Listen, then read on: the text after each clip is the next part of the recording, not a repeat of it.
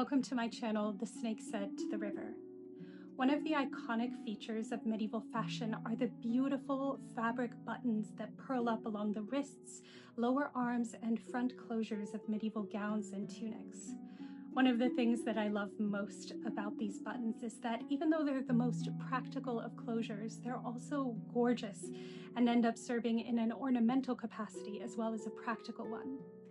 So today I'm going to be teaching you a historically accurate method for making medieval fabric buttons, as well as teaching you how they were sewn onto garments with corresponding buttonholes. If you'd like to learn a medieval technique for hand sewing buttonholes, I've shared a tutorial on that recently, which I'll link to here and in the comments. A quick note about historically accurate materials. In medieval days, the primary fabrics used were made of linen, silk, and wool, and the same goes for thread. For today's demonstration, I'm just using a scrap of cotton cloth that I had lying around, as well as some cotton embroidery floss.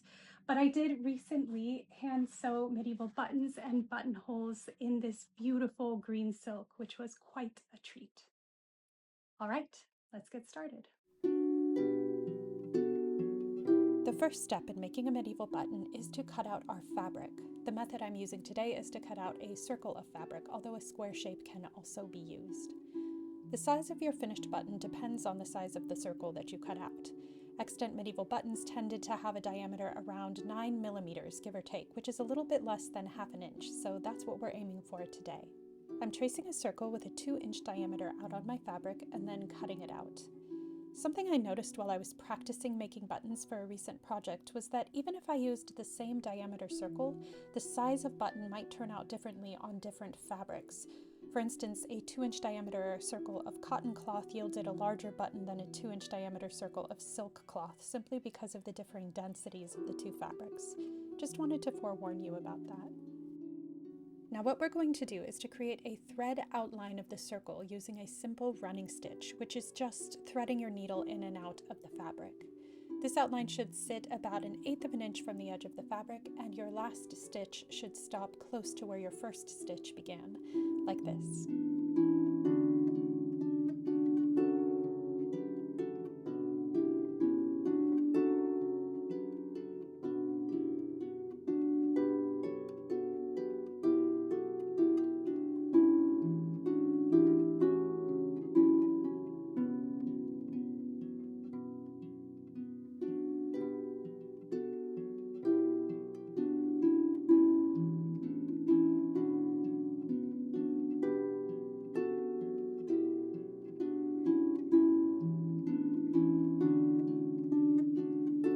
Now for the fun part. Put pressure on the tail of the thread to begin gathering the edges of the circle together. It actually looks really cute like this, like a little drawstring purse or something. Now take a look at this little central floret of gathered fabric that's formed. This is going to become the coarse stuffing of our button, and the loose baggy bit is going to become the smooth outer cover of the button. Let's get this started. Begin by flattening out the pouchy bit into a flat pancake.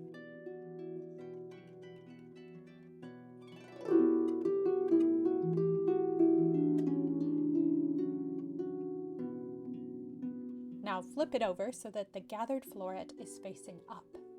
Now you're going to pinch the flat part around the floret, enclosing it within the fabric.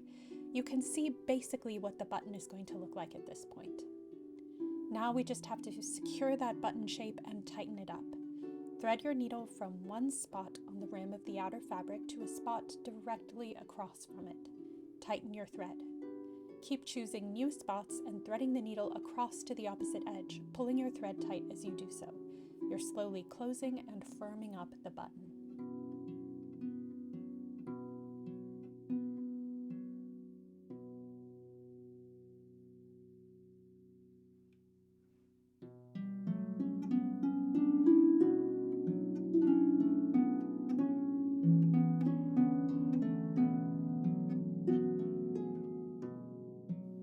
If deep ruffles form in the side of the button while you're doing this, just use your needle to pull the hidden bits of fabric out so that you end up with as spherical a shape as possible.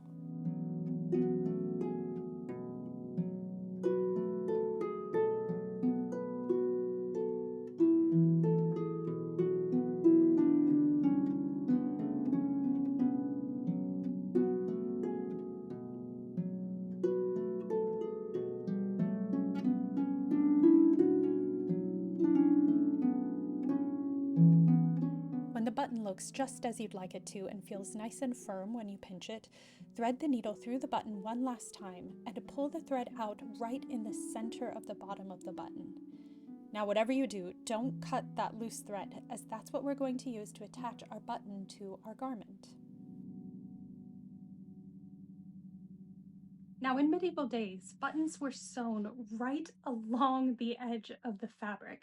This is super emblematic of the fashion of the high and late Middle Ages. So by placing your buttons in this way, you'll be instantly giving your garment that medieval look that we know and love.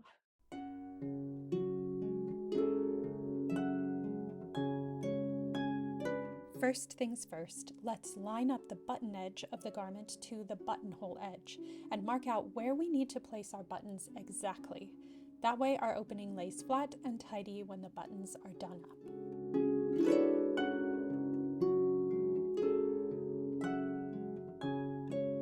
Thread your needle back onto that dangling tail of thread on your button and thread the needle through the fabric about a 1/16 to an 1/8 of an inch below the edge.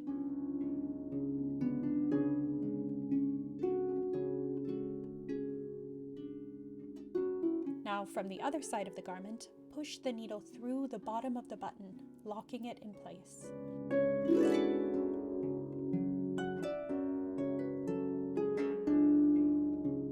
No need to pull the thread too tightly, the button should just barely float above the edge of the garment. Repeat this step a few more times until the button feels secure.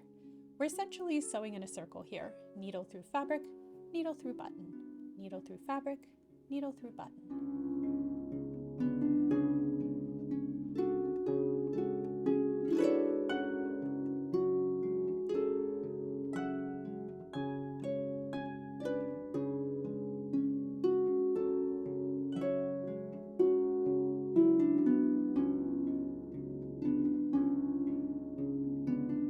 Now we're going to secure those stitches between the button and the garment edge by wrapping our thread around them a bunch of times until a column of thread forms. To finish this off, thread the needle back through the button one last time and cut the thread off exactly where it emerges, at which point it'll disappear into the button.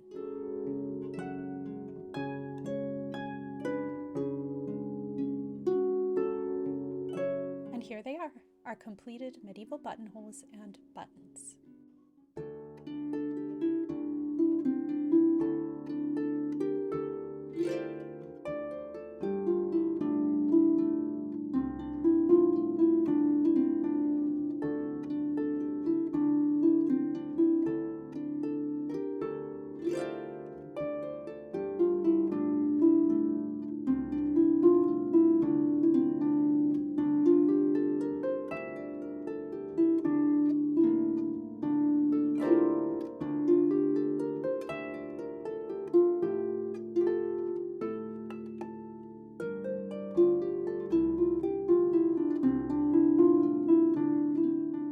That is it for today. I hope you enjoyed this video and that it's useful to you at some point. If you end up using any of these techniques in an upcoming project, I would love to hear how it goes in the comments. And if you'd like to see all of these techniques in action, I recently shared a long episode on Patreon where I take my patrons along with me as I hand sew an entire medieval gown. I would love to see you there. Membership starts at $3 a month, which gives you access to monthly episodes full of historical delights. Thank you so much for watching, and I'll see you in my next video.